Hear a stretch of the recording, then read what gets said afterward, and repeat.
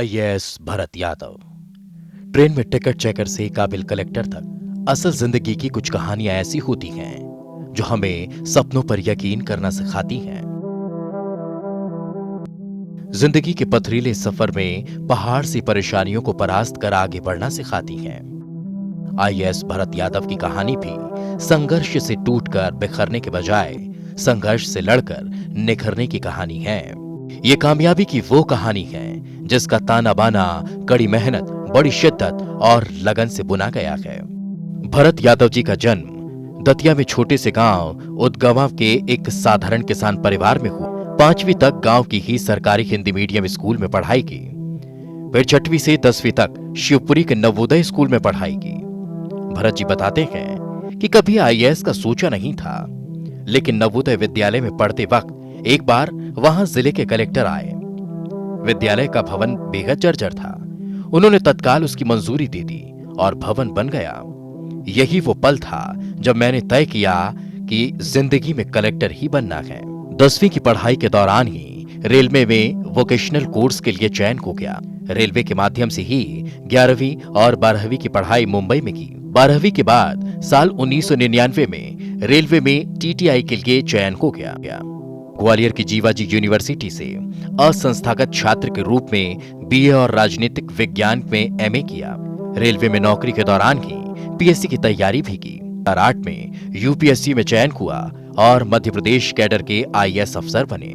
देश में 76वीं रैंक थी और मध्य प्रदेश में टॉप किया था। आसान नहीं था रेलवे की नौकरी से आईएएस बनने का सफर। संकल्पों को अंजाम तक पहुंचाना आसान नहीं होता, लेकिन भरत जी ने कभी अपनी ख्वाहिश धुंधली नहीं पड़ने दी। जैसे तैसे खुद के बूते तैयारी कर रेलवे में टीटी तो बन गए, लेकिन कलेक्टर बनने का सपना उनके ज़हन में तैरता रहा।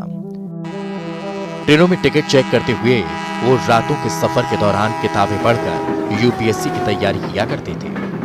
तब सहकर्मी उनकी खिल्ली उड़ाते थे, लो ये चले कलेक्टर बनने। आसपास का वातावरण हतोत्साहित करने वाला था, लेकिन संकल्प उस जिद को पूरा करने का हौसला देता था कि कलेक्टर तो जरूर बनना है।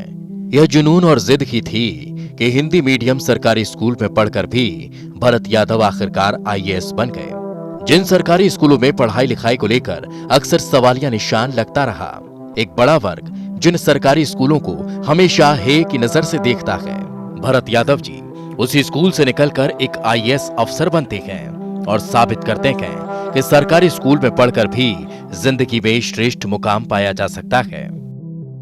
बेहतर काम, अलग है अंदाज।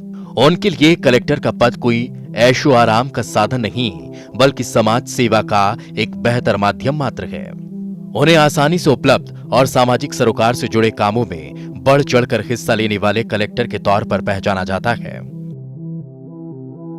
नेत्रदान कर कायम की मिसाल। सिवनी में कलेक्टर रहते हुए भरत यादव जी ने दिव्यांग बच्चों के एक स्कूल के लिए बड़ा चैरिटी शो कराकर डोनेशन जुटाया और उन्होंने फौरन ही अपनी दोनों आंखें दान करने का फैसला कर लिया। इस काम में उनकी पत्नी प्रियंका यादव जी ने भी साथ दिया।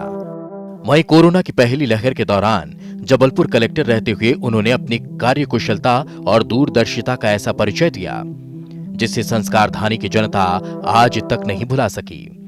यह उनकी कुशल कप्तानी का ही कमाल था कि कोरोना की दूसरी लहर के दौरान जिले भर में भरत यादव को वापस बुलाए जाने की मांग जोर पकड़ने लगी। सिर्फ जनता के नहीं, प्रदेश के हाईकमान को भी अपने इस कर्मवीर अफसर पर बेहद भरोसा है। यही वजह है कि कोरोना की दूसरी लहर के दौरान नरसिंहपुर में संक्रमण के बढ़ते मामलों से बिगड़ती स्थिति के बीच भरत यादव जी को नरसिंहपुर जिले की कमान सौंपी गई, जिसके बाद वहां की जनता ने भी चैन की सांस ली। हिंदी माध्यम के सरकारी स्कूल में पढ़कर आईएएस बनने वाले भरत यादव जी की लोकप्रियता बताती है कि वो उन युवाओं के लिए रोल मॉडल हैं जो मुश्किल परिस्थितियों में आईएएस बनने का अपना सपना अधूरा छोड़ देते हैं। इस कहानी को सामने लाने का मकसद भी सिर्फ यही है कि आज देश के युवा सीख सकें कि जिंदगी के पथरीले सफर में सपनों का पीछा कर उसे हासिल कैसे किया जाता है।